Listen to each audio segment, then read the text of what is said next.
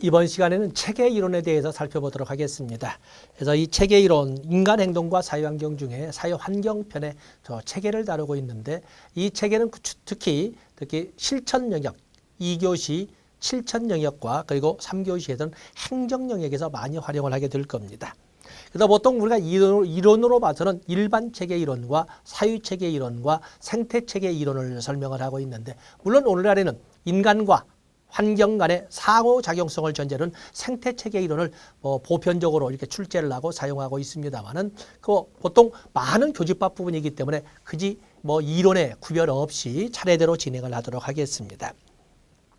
자, 먼저 사유체계 모형, 사유체계 이론에 대한 개념을 쭉 설명을 했는데, 첫 번째 보시면 사유체계 모형은 상호작용하는 단위들로 구성되어 있어서 각 단위는 그 자체의 부분들을 가지고 있으며 각 단위는 보다 큰 전체의 부분이 되고 있다. 부분이면서도 전체이고 전체이면서도 부분에 불과한 이런 특성을 우리가 뒤에서 배우겠습니다만 홀론적 성격이라고 합니다. 우리가 보면은 모든 사유, 지역 사유는 당연히 사유죠.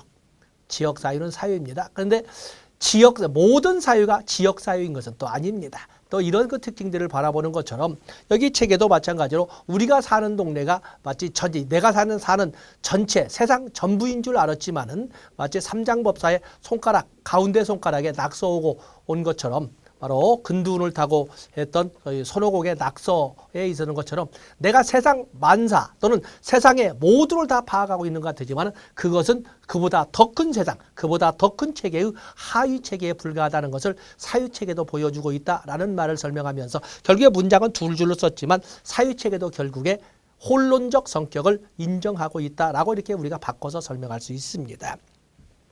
똑같이 두 번째 보시면 사유체계란 사유체계의 구성 부분들을 초월하여 하나의 특수한 전체 단위를 지니고 있는 사유 조직의 모형이다. 결국에 우리가 체계라고 하는 것은 시스템이라고 하는 것은 수없이 많은 구성요소로 이루어져 있으며 수없이 많은 그들 구성 요소들은 서로 돕는 관계 속에서 하나의 산출을 이끌어내고 있다라고 보는 것이 바로 시스템이거든요. 사유체계도 그 중에 하나라는 것입니다. 자, 1번, 2번에서 봤던 것을 4번에 다시 한번 볼까요? 사유체계적 관점은 두 양극 중에 한 입장이 아니다. 그야말로 어느 한쪽이나 어느 한쪽이라고 설명할 수 있는 것이 아니다. 코스틀러는 사유체계를 홀론의 개념으로 설명했는데 사유적 실제는 그것이 크든 작든 복잡하든 단순하든 하나의 부분인과 동시에 하나의 전체라는 것이다. 바로 이 개념을 우리는 홀론적 성격이라고 설명을 합니다. 자, 사유체계라고 하는 것이 여기 이렇게 나와 있는데 사유체계의 전제 요건 이렇게 되어 있죠. 마침 여기 파슨스의 아질이 있는데 밑에 공간이 있으니까 밑에 공간을 좀 활용해 보도록 하겠습니다.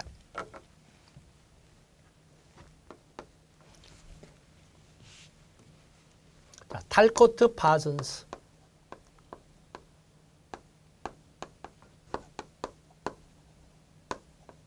사유체계. 탈코트 파슨스는 사유체계의 유계를 지금 교재는 적지 않고 출제 비중도 낮아서 따로 정리는 하지 않았습니다만은 우리가 살고 있는 이런 사유체계의 유계를 4개로 나눴습니다. 그래서 가장 최상위는 문화체계,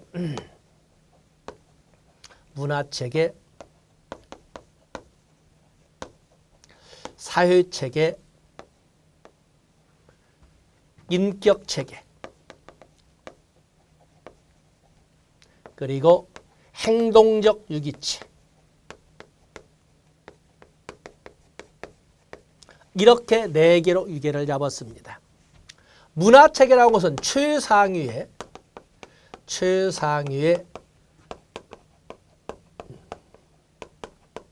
포괄적 체계를 이렇게 문화체계라고 설명을 합니다. 최상위의 포괄적 체계를. 어떠한 문화, 우리가 문화 뒤에서 배우겠지만 문화라고 하는 것은 공동체 구성원들이 공유하는 삶의 방식 아니겠습니까? 우리는 자본주의, 법치주의, 민주주의 이런 것 등을 하나의 삶의 방식의 근간으로 삼고 있는데 그런 것이 하나의 문화체계라고 할 수가 있고 또 우리의 경로 효친이라든지 또 상부상조라는 오랜 역사를 가진 이런 삶의 방식이 하나의 문화체계가 될 거예요. 그래서 최상위의 포괄적 체계로 생활 양식과 같은 것을 또는 삶의 문화 개념이지요. 삶의 모습과 같은 것이 바로 이제 문화체계입니다. 사회체계라고 하는 것은 실제 운영체계를 말합니다. 실제 운영체계. 물론 영어로 쓴다면 체계라고 하던 제도라고 하던 똑같이 시스템이라고 하지만 실제 운영체계로 요걸 활용해서 길버트와 스펙트가 바로 지역사회의 기능과 그 기능을 다루는 체계로 이렇게 설명을 했던 거거든요. 좀 이따 설명하겠습니다. 인격체계라고 하는 것은 역할 담당자의 개념으로 보겠습니다.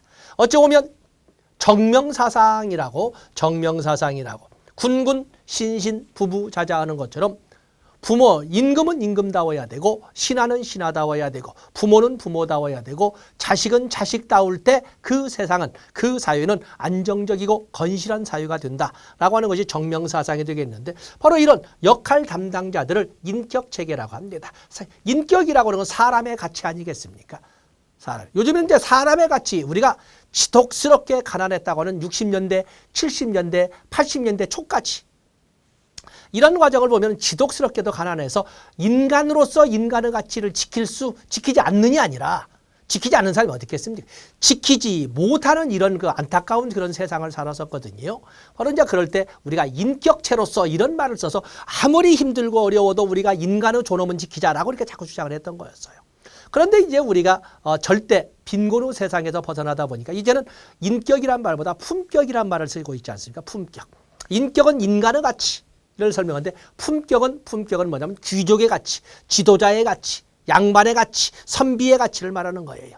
우리가 보면은 신라 시대에 골품제도에서 성골, 진골이 있는 왕족 그리고 품, 육두품, 오두품, 사두품, 삼두 이렇게 하는 것처럼 귀족 이렇게 해서 품격이라고 하는 것은 귀족의 가치를 오늘날에는 물론 우리가 귀족 사회가 아니기 때문에 귀족이란 의미를 사용하지 않지만 우리는 지도자나 또는 선비나 양반의 이런 가치 조선시대의 용어를 써서 이렇게 설명할 수 있는 품격입니다. 여기 인격체라는 것은 그 사회에서 맡은 바 역할을 수행하는 이렇게 해서 우리가 해석할 수 있고 여기는 존재성을 말합니다. 예비자 존재성. 존재하는 것들. 우리가 대한민국 국민이라고 할 때 대한민국 국민은 4,800만이라고 하지만 실질적 국민은 누굴까? 실질적 국민은 의무를 수행함으로써 권리를 행사할 수 있는 이런 사람들을 실질적 국민이라고 할 수 있을 겁니다. 적어도 의무라고 하는 것은 여러분들이 기본 상식으로 아시는 것처럼 고전적 의무라고 할 수 있는 국방의 의무와 납세의 의무를 수행하고 그 대가로 소위 권리를 행사할 수 있는 사람들을 말하는 거예요. 물론 그 이외에도 교육의 권리도 있고 또 교육의 의무, 교육의 권리. 근로의 의무, 근로의 권리, 환경보존의 의무, 환경보존의 권리 이런 등등이 쭉 헌법에도 있지 않습니까? 그런 것처럼 그러고 있는 사람들을 인격체계 아직 그럴 상태가 된 미성년이라든지 아니면 우리가 오늘 15%가 되어 있는 전체 인구수의 15%를 차지하고 있는 노인 인구수라는 데는 거기는 소위 여기 나오는 행동적 유기체의 위치에 있다라고 설명할 수가 있습니다. 자, 여기 또 지막성은 사회체계에 대해서 길버트와 스펙트는 사회체계 중에 정치체계는 정치제도, 또 경제제도, 또 그러면 종교제도, 가족제도, 그리고 복지제도. 길버트와 스펙트는 이렇게 실제 우리 사회를 운영하고 있는 체제에는 이런 체제로 보고 각각의 기능으로 사회 통제 기능, 또 경제의 기능, 사회 통합 기능, 사회화 기능, 상부상조 기능으로 이렇게 정리했던 것을 여러분들은 아마 이미 여러분들 자기식을 가지고 있기 때문에 알고 있을 것이고 또한 이것이 우리가 실천 영역에서 배우게 될 겁니다. 다음에 파슨스가 제시한 사회체제의 기능으로서는 우리가 아지를 들어보고 있습니다. 뭐 영어 시간 아니지만 아지를 제시하고 있습니다. 이 아지레는 그야말로 어댑테이션 적응 기능 뭐 쓰겠습니다. 어댑테이션 책에 나와 있죠. 어댑테이션 적응 기능 그리고 goal attainment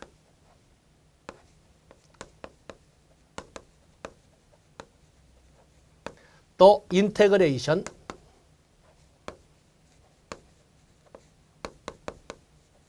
그리고 레이턴트 패턴 메인티넌스 그냥 레이턴시라고 합니다만 레이턴시라고 하지만 좀 전에 레이턴트 패턴 잠재되어 있는 양상의 메인티넌스 유지 기능 그래서 유형 유지 기능 그래서 적응 기능 목표 달성 기능 통합 기능 바로 유형, 유지 기능 이렇게 네 가지로 설명을 했는데 지금 밑에 이 그림은 보통 우리가 이 사유체계의 기능을 외부적 기능과 내부적 기능 그리고 도구적 기능과 완성적 기능으로 이렇게 나누어서 아지를 설명을 해봤습니다. 그냥 우리가 시험 보는 기법으로 설명한다면 거기에 오면 외부적 기능과 내부적 기능 그리고 도구적 기능과 완성적 기능을 얼적에 시계 방향으로 아지를 그려주시면 됩니다. 그래서 이 외부적 기능과 내부적 기능 그리고 도구적 수단적 기능과 완성적 기능으로 볼 적에 이렇게 아지를 시계 방향으로 돌려서 여러분들이 숙지해 주시면 도움은 되리라고 보고 있습니다. 그래서 교재를 보시면서 여러분들이 거기 밑에 나와 있죠. 교재를 보시면서 아지를 시계 방향으로 돌린다. 그래서 박스에 세로바에 있는 외부적 기능과 내부적 기능 도구 수단적 기능과 완성적 기능의 그 위치를 여러분들이 기억해 주시면 되겠어요. 그래서 여기 나와 있는 다음 페이지에 있는 관점을 같이 순서를 바꿔서 정리를 했습니다만 참조하시기 바라겠어요. 다음에 거기 보시면 주요 개념이 이렇게 나와 있죠. 주요 개념. 그래서 경계, 개방체계, 폐쇄체계 또 페이지 넘어가면 투입, 전환, 산출 쭉 나와 있습니다. 자, 여기를 좀 더 우리가 믹서를 시켜서 정리를 해본다면 경계라고 하는 것은 체계의 관념적 의각선을 바운더리라고 합니다. 보이지 않는 관념의 선을 말하는 겁니다. 그래서 경계란 체계를 외부 환경으로 구분하는 일종의 테두리로서 체계의 정체성을 규정한다. 이건 밖으로 드러나 보이지 않는 관념의 선입니다. 그래서 보시고 이 경계 안에를 우리가 시스템이라고 하고 경계 밖을 우리가 환경이라고 합니다. 바로 이 환경과 상호 교류가 있으면 개방체계라고 하는 것이고 환경과의 상호 교류가 보이지 않고 내부에서만 움직이고 있으면 폐쇄체계라고 하고 있는 것입니다.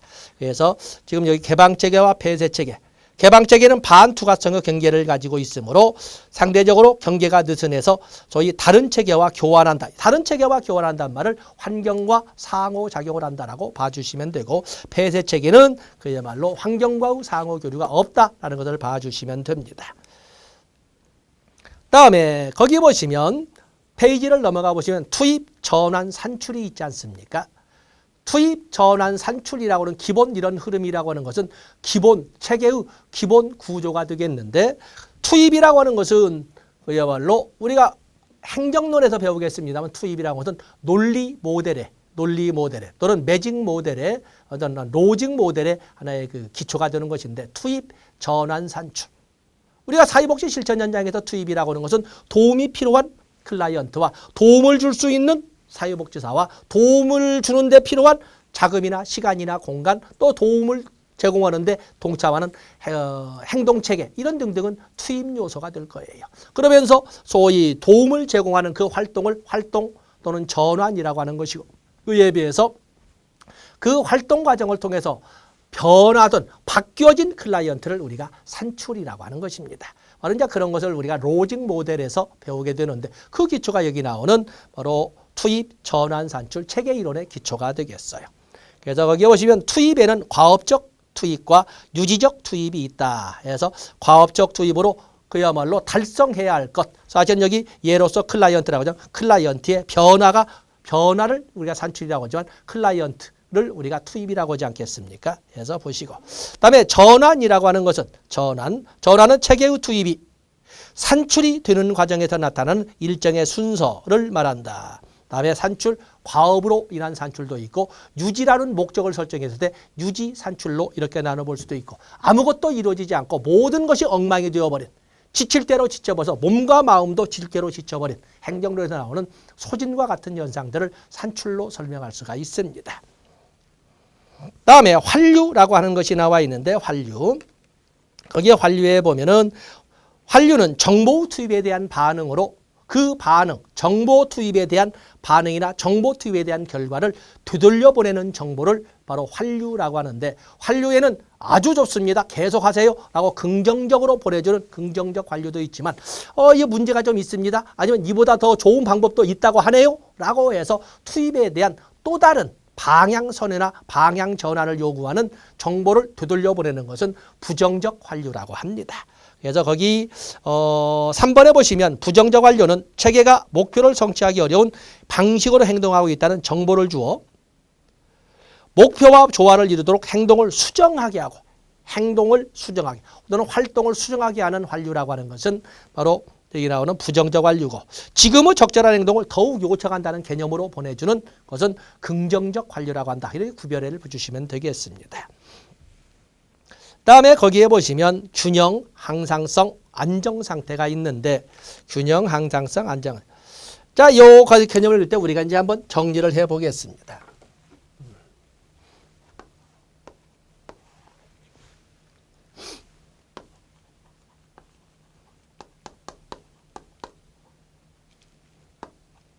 자, 체계의 구성과 특징. 뒤에 있는 것까지 같이 정리를 해 보겠습니다. 구성은 당연히 우리가 왼쪽 페이지에 있는 투입.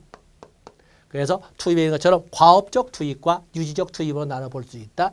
그리고 전환, 활동이라고 그러죠. 투입, 전환, 즉 활동 또는 우리가 실천 현장에서 원조라고 하죠. 그리고 산출,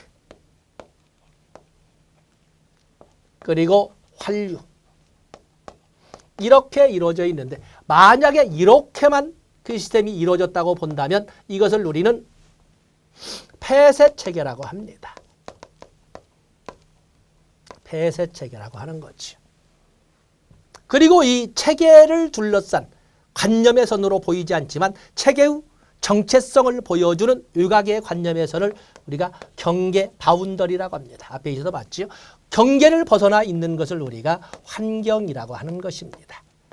그리고 이 환경, 그리고 이 환경과의 상호 교류, 인터페이스가 있는 것이 바운더리, 인바이러먼트, 인터페이스. 그다음 폐쇄체계에다가 여기까지를 모두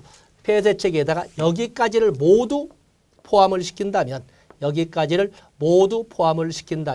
우리는 이것을 개방체계라고 하는 것입니다. 앞에 있는 문장을 가지고 접근할 수 있습니다. 다음에 특징을 보시면 체계라고 하는 것은 그것이 어떤 체계든 간에 이 체계라고 하는 것은 무수히 많은 구성 요소들 간에 상호 의존성을 가지고 있습니다. 서로 돕는 과정을 통해서 뭔가를 산출해내는 그런 것을 체계라고 하는데 또 모든 체계는 유계성을 가지고 있습니다. 유계성. 상위체계, 하위체계, 뭐 이렇게 해서 상위체계, 체계, 하위체계, 서브 하위체계 뭐 이렇게 해서 유계성이 있고 모든 체계라고 하는데 이미 코스틀러가 본 것처럼 혼론적 성격도 있습니다. 혼론적 성격. 전체인 듯 하면서도 부분이고 부분인 듯 하면서도 전체인. 일즉다 다즉일. 시방이 티클이고 티클이 시방인. 이런 용어들을 혼론적 성격으로 합니다. 또 그런가 하면 모든 체계라고 하는 것은 모존 체계라고 하는 것은 뭐 오른쪽 페이지에 비해서 먼저 적을까요? 엔트로피와 네트로피 또는 네겐트로피라고 합니다만 그냥 네트로피라고도 적습니다. 네가티브 엔트로피에서 네가티브 네겐트로피 또는 네트로피라고 네게트로피 적었습니다. 뭐 여기 설명하죠. 여기는 그야말로 엔트는 것은 소멸 또는 망각 되어가는 이런 경향성을 말하는 것이고 여기는 적어도 유지, 최소한 유지 아니면 발전 되어가는 방향으로 움직임이나 그런 경향성을 네겐트로피, 네트로피라고 하는데 폐쇄체계에는 반드시 여기는 엔트로피만 존재를 합니다. 엔트로피.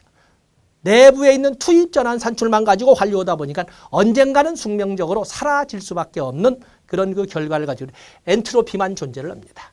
그러나 개방체계는 환경으로부터 필요한 자원이나 에너지를 계속 유입하기 때문에 엔트로피도 존재를 하지만 네겐트로피도 같이 존재합니다. 엔트로피도 존재합니다. 사라질 건 사라지지만 그러나 보다 발전적인 방향으로 나아가려는 경향성도 꾸준히 또 그럴 수 있는 가능한 자원이나 에너지도 꾸준히 들어올 수 있기 때문에 엔트로피뿐만 아니라 네겐트로피도 존재한다라고 설명할 수 있습니다. 그런가 하면은 모든 시스템은 정적으로 볼 때 안정상태를 도모합니다. 안정상태를 도모하지요. 안정상태를 상태니까 도모가 아니라 유지한다라고 합니다. 유지하려고 한다. 유지 경향을 가지고 있습니다. 모든 그리고 다이나믹한 동적인 개념으로 본다면 모든 체계는 균형 또는 평형이라고 합니다. 균형이나 또는 항상성을 이끌려는 항상성의 경향성을 가지고 있습니다. 폐쇄 체계라고 하는 것은 균형, 숙명적으로 언젠가는 엔트로피가 완성되겠지만 그럼에도 불구하고 최대한 일정 상태를 유지하려고 에너지를 소모하는 이런 경향성을 보여주는데 폐쇄 체계의 그런 경향성을 평형이나 균형이라 하고 그에 따라 개방 체계에서 일정한 상태를 유지하려는 그런 에너지를 소모하려는 경향성을 항상성을 다른 말로 우리는 역동적 평형이라고 설명하고 있는 것입니다. 역동적 평형. 또 그러면 또 뭐가 있을까? 또 뭐 여기 엔트로피, 네겐트로피, 안정형태, 균형. 또 그러면 시너지 효과도 있고 또 그런 너무 밑에 내려갔나요? 또 그런가 하면 뭐 단순한 이 체계라고 하는 것은 무수히 많은 구성 요소들 간의 상호 의존성을 가지고 하나의 산출을 이끌어내지만 그것이 단순히 수적 합인 1 더하기 1이 2가 아닌 그 이상의 역량을 발휘하는 이런 모습을 보여주는 마지막에 적어놨지요. 그래서 소위 총합성이라고 하는 이런 특징들도 같이 정리해 볼 수가 있습니다. 이런 특징들을 우리가 교재를 통해서 확인해 보도록 하겠습니다. 그래서 거기 보시면 투입, 전환, 산출, 환류, 그리고 균형, 폐쇄 체계의 고정적 구도로 형성된다. 균형은 오른쪽 페이지에 가서 보시면 개방 체계를 전제로 하는 항상성이 있습니다. 항상성 나와 있죠. 항상성은 환경과 지속적 상호 교환을 통하여 체계 교환은 체계의 이 말은 뭐야? 지속적 상호 교환을 하는 체계, 그리고 개방 체계죠. 그것도 기억번과 니은번은 같은 개념이 되겠어요. 다음에 안정상태 설명을 했고 엔트로피와 네겐트로피는 워낙 잘 나오는 서비스 문제고 하기 때문에 여러분들이 알고 있으리라고 봅니다. 다음에 7번을 설명하자 지면상 쓰지 않았지만은 이 체계는 참으로 희한하게도 전혀 다른 투입을 했음에도 불구하고 묘하게 체계마다 똑같은 결과를 도출하는 동등 종결성이라는 특징도 보여주지만 또 어떤 경우에는 아주 똑같은 투입을 했음에도 불구하고 똑같은 과정을 거쳤음에도 불구하고 전혀 다른 산출을 이끌어내는 다중종결성이라는 특징도 보여지더라라는 특징을 이렇게 동등결과성, 동등주결성이라고 또 다등종결성 이런 특징을 정리를 했습니다. 그리고 마지막에 있던 비종합성, 단순히 1 더하기 1은 2고 2 더하기 2는 4고 이렇게 단순 통계로 나오는 것이 아니라 그러지 않은 사실은 그보다 더 큰 역량을 보여주는 이런 특징들을 바로 이것은 보여주더라. 그래서 비총합성을 이렇게 정리를 했습니다. 그래서 비총합성, 비합사성과 같은 특징을 볼 수 있다는 것을 알아주시면 되겠습니다. 다음에 페이지를 넘어가 보시면 이제는 생태학이 나와 있는데 물론 생태학이라는 것은 말 하나마나 생태학이라는 것은 개인과 환경 간의 상호 교류성을 전제로 한 용어가 되겠어요. 그렇기 때문에 문장을 길게 했습니다만은 거기 보시면 1번의 둘째 줄 인간과 생활과 환경과의 관계에 초점을 맞춰서 접근한 이론이다. 3번의 인간과 환경은 지속적 상호작용을 통해서 서로 영향을 미친다는 것이다. 결국의 결론은 인간과 환경의 상호 교류를 전제로 한 용어를 생태학, 그걸 분석하는 학문을 생태학적 접근이라고 하고 있는 것입니다. 그래서 이 생태학적 접근은 결국에 우리가 사회복지 실천의 모델에서 주로 심리사회 모델이나 심리사회 모델의 현대판인 생활 모델에서 주로 사용하게 될 것입니다. 자, 별표를 한 5만 개 하실 것이 바로 브론펜 브레너가 제시한 생태체계 모델입니다. 여기 우리가 보는 탈코트 파슨스를 중심으로 해서 사유체계 모델에서 문화체계, 사유체계, 인격체계, 행동적 유기체로 이렇게 나누기도 하고 또 그런가 하면은 우리가 행정론에서 배우시겠습니다만은 거기 오면 또 이 생산체계, 적응체계, 유의체계, 경계체계, 관리체계로 이렇게 나눠볼 수도 있고 또 핑커스와 미나인이나 콤튼과 갤레이처럼 소위 변화 매개체계, 또 클라이언트 체계, 또 표적체계, 행동체계, 전문가체계, 또 문제인식체계라고 하는 또 소위 의뢰응답체계 이렇게 나누기도 하지만 여기 생태체계에서는 브론펜 브루너는 인간과 환경과의 상호 교류만 기준으로 해서 미시체계, 중간체계, 유체계, 그리고 거시체계로 나눈 겁니다. 일부에서는 저도 또 시간체계, 전통과 같은 시간체계도 나누고 있습니다만 그중에 여기 있는 박스의 내용은 나온다라고 이게 인간 행동과 사회환경에서 나오기도 하지만 실천론에서도 나오는 영역이 바로 생태체계 모델이 되겠습니다. 그래서 브롬펜 브렐의 생태체계 여러분들이 꼭 가지고 가시면 되겠습니다. 그래서 미시체계, 중간체계, 외부체계 것이 그중에 개별적으로 잘 나오는 것은 바로 중간체계가 개별적인 출제순위 0순위가 되겠습니다. 그래서 중간체계 두 미시체계들 간의 사이에 존재한다고 보여지는 바로 연관성을 중간체계라고 하는 거거든요. 중간체계. 미시체계는 직접적 접촉을 통해서 영향을 미치는 환경이고 외체계라고 하는 것은 직접적인 접촉이 없음에도 불구하고 간접적으로나마 영향을 미치는 체계는 외체계라고 합니다. 그러나 중간체계는 인간에게는 수없이 많은 이런 그 환경들이 존재하는데 그들 환경들 사이에 존재하는 서로 연관성을 바로 중간체계라고 합니다. 출제 범위 0순위라고 다시 한번 말씀을 드립니다. 다음에 페이지를 넘어가 보시면 생태학 이론의 주요 개념 그 박스 나와 있죠. 적합성이라든지 또는 적응, 스트레스, 대처 이런 용어를 설명을 했는데 바로 거기도 중요 표시하셔야 됩니다. 물론 B급 문제가 되겠지만 생태학이나 생태체계 이론 우리가 실천 영역에서 또 배우겠습니다만은 바로 개인의 적응적 요구와 환경의 질이 얼마나 부합되느냐를 따지는 것은 적합성이라고 합니다. 때문에 적합성, 생태체계 이론을 바탕으로 하는 사회복지 실천 모델 중에 특히 생활 모델을 생각해 보세요. 생활 모델에서는 목표가 뭐야? 클라이언트의 욕구와 클라이언트를 둘러싼 환경 자원 간의 바로 부합성, 적합성을 도모하는 활동을 사회복지 실천이라고 이렇게 정의하고 있거든요. 그때 바로 적합성이라는 용어를 씁니다.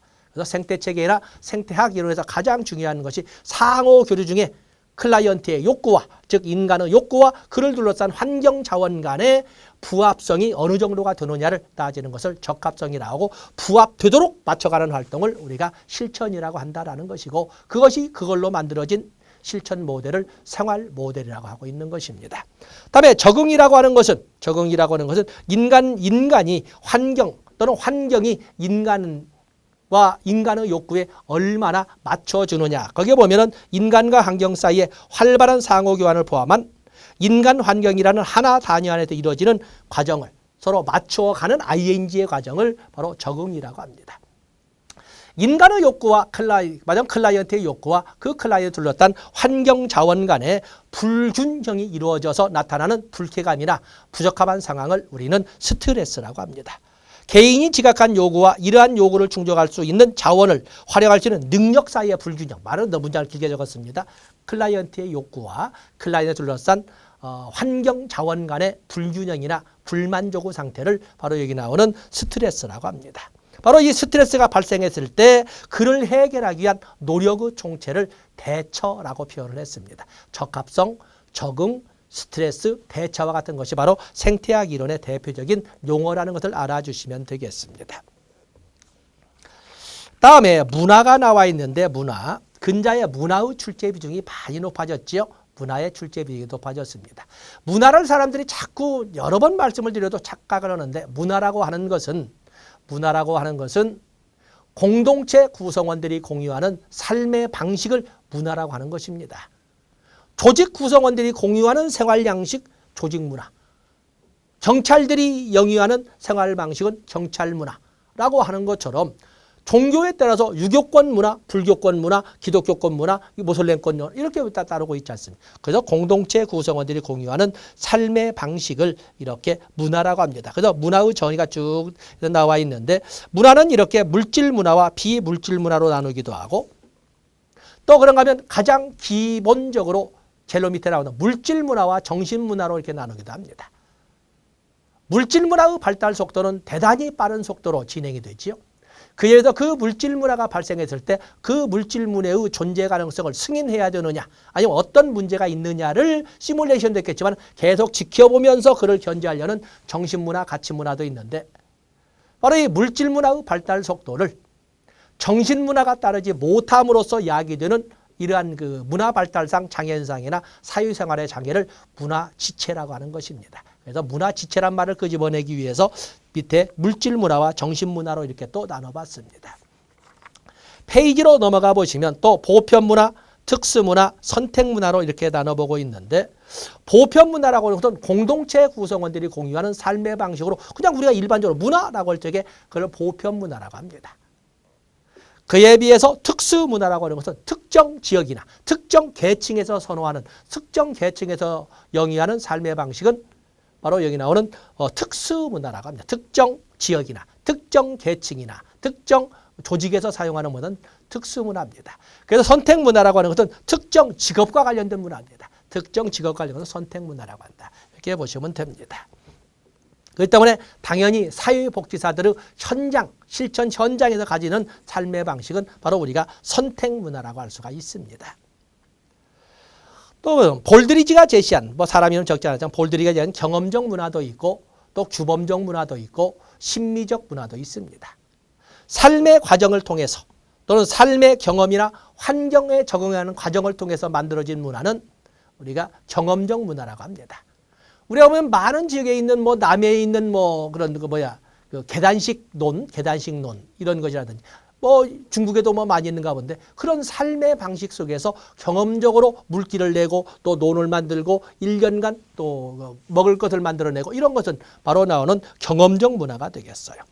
규범적 문화라고 하는 것은 바로 인간들이 살아가면서 지켜야 될 가치나 윤리를 정해놓은 이런 문화를 규범적 문화라고 하는데 규범적 문화는 우리가 윤리나 도덕이라고 설명하고 또 그런가 하면 책에서는 원규란 말도 쓰고 법률이란 말도 쓰고 있지만 어쨌든 이 공동체 구성원들이 살아가면서 지켜야 될 인간 행동의 가치나 옳고 그름의 기준을 규범적 문화라고 합니다. 그래서 심미적 문화는 아름답고 추하다라고 하는 기준점을 정하는 문화를 심미적 문화. 보면은 우리나라에서는 이쁘다고 하는 이런 의형을 다른 나라에서는 전혀 아니라고 할 수도 있고 그러지 않겠습니까? 그런 것처럼 아름답고 추함에 대한 기준을 정하는 문화를 심미적 문화라고 이렇게 나누기도 한다는 것입니다. 또 그러면 그 문화에 관련된 용어로서 여러 가지가 있지만 특히 두 번째, 네 번째 두 개 이상의 문화가 서로 접촉을 통해서 서로 영향을 주고받으면서 변화해 가는 과정을 접촉을 통한 변화라고 해서 문화접변이라고 하는데 사회복지 쪽에서는 보통 문화접변을 문화변용이라고 표현한다는 걸 알아주시면 됩니다. 문화접촉을 전환. 그다음에 문화전개 세 번째 나와 있는데 이건 문화가 후손들에게 전달되고 계승되어 가는 과정을 문화전개라고 합니다. 그래서 문화전개는 동태적 개념, ING적 개념이 강한데 이 바로 문화전개를 사회학적 측면에서는 사회화라고 설명을 합니다. 그다음에 마지막에 있는 문화지체, 조금 전에도 앞에서 말했습니다만 물질문화의 발달 속도를 정신문화가 따르지 못함으로써 야기되는 삶의 방식의 장애라든지 문제 발생을 문화지체라고 합니다. 이게 보시고. 그다음에 문화실조와 문화상대주의가 있는데 문화실조라고 하는 것은 반드시 습득해야 될 문화가 있을 때 그 문화를 일정 수준까지 습득하거나 말하자면 내면하지 못하는 것을 문화실조, 영양실조처럼 문화실조라고 합니다. 그렇기 때문에 문화실조에는 기준이 되는 문화가 존재를 합니다. 그런데 문화적 상대주의라고 하는 것은 기준이 되는 문화를 설정하는 것이 아니라 모든 삶의 방식, 모든 구성원들의 삶의 방식의 존재성을 다 인정하기 때문에 거기는 실조란 말을 쓰지 않습니다. 그래서 문화상대주의는 문화의 다원성을 주장을 한다. 두째 줄 끝에 문화적 상대주의에서는 모든 문화는 나름대로의 가치를 지니기 때문에 문화 결핍이나 문화 실조란 용어는 성립될 수 없다라는 말을 쭉 정리를 했습니다. 다음에 문화의 특성, 거기 보면은 문화는 어머니의 뱃속에서 가지고 태어난 것 아니죠. 때문에 문화는 후천적이고 살아가면서 배우게 되는 후천성, 학습성을 가지고 있고 그리고 사회적 유산이다. 문화는 끊임없이 전달, 계승되어 가는 과정에서 시대 적합성을 가지고 반영하기 때문에 역동성을 가지고 있다. 또 5번의 기본 개념으로서 문화는 공동체 구성원들이 공유하는 삶의 방식이라는 점에서 공유한다. 공유성을 설명하고 있고 상대성, 축적성, 초유기체성 그리고 마지막 두 번째 보면 전체적으로 전체성, 상징성 이런 말들을 쭉 정리를 했습니다. 다음에 문화기대. 문화가 구성원들에 대하여 갖는 압력을 바로 문화기대라고 하는데 바로 대부분의 사람들은 그 문화가 갖는 압력에 맞추어서 살아가면서 우리는 그것을 평균인이라고 합니다. 심리학에서는 정상인이라고 해서 사회학적으로는 평균인이라고. 거기에 어울리지 못하는, 물론 생애 주기상 청소년기 같은 좀 벗어나 반사회성을 보여주고 일탈되고 탈선하려는 이런 시대적 경향성은 가지고 있지만 어쨌든 일반적으로 볼 적에 문화 기대에 어울리지 못하는 인간을 비정상인, 심리학에서 그리고 사회학에서는 주변인이라고 설명하고 있는 것입니다. 때문에 이 주변인을 평균인으로 이끌어들이는, 비정상성 범주를 정상성 범주로 이끌어들이는 활동을 사회복지 실천 또는 교육이라고 설명하고 있는 것입니다.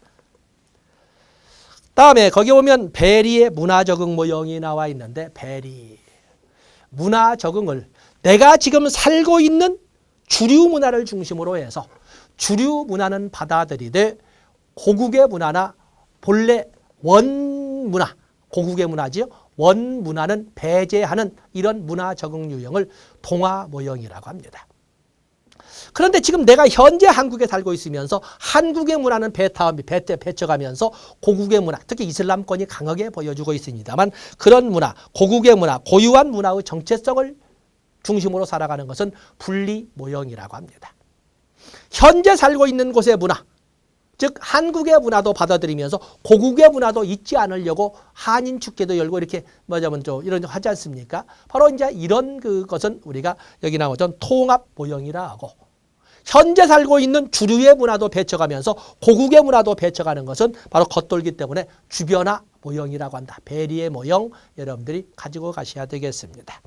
다음에 다문화 모형에서 무조건 한국에 왔으니까 청국장도 먹을 줄 알아야 되고 김치도 담글 줄 알아야지, 이렇게 무조건 한국 문화에 들어와야지 이렇게 하는 것은 동화 모형, 용광로 모형이라고 하는 것이고, 문화적 상대주의에서는 문화다원주의와 다문화주의로 이렇게 나누어서 하는데, 물론 나누는 사람이 있기 때문에 이렇게 정리를 해놨습니다만은 문화다원주의는 모자이크 문화라고 합니다. 문화다원주의는 당연히 주류 문화를 인정을 합니다. 주류 문화를 중심으로 하되 다른 문화도 존재성을 인정하자라는 것입니다. 주류 문화를 중심으로 인정하되 다른 문화도 인정하자는 거거든요. 문화다원주의입니다. 그에 비해서 다문화주의라고 하는 것은 주류 문화나 다른 문화나 대등한 입장에서 서로의 존재성을 대등하게 인정하자라고 하는 것은 다문화주의라고 합니다. 요즘 트럼프의 정책과 같은 것이라든지 이런 것은 거의 동화주의적 입장에 있습니다만, 우리나라와 같은 경우에는 지금 현재 다문화주의라고 하지만 지금 우리가 보면 소위 안티문화, 안티에 대한 이런 페이지가 많지 않습니까? 이런 것처럼 우리나라는 거의 다문화주의를 원칙으로 하고 있습니다. 주류 문화뿐만 아니라 다른 문화도 대등한 입장에서 존재성을 인정하자, 서로 공존하자, 그런 교육을 이끌어가는 것은 우리나라는 다문화주의에 있습니다. 그래서 문화다원주의와 다문화주의를 나누는 사람이 있어서 이 박스를 설정을 했습니다. 자, 이 시간은 여기까지 하고 다음 시간에 1교시 2영역인 조사로로 넘어가도록 하겠습니다. 고맙습니다.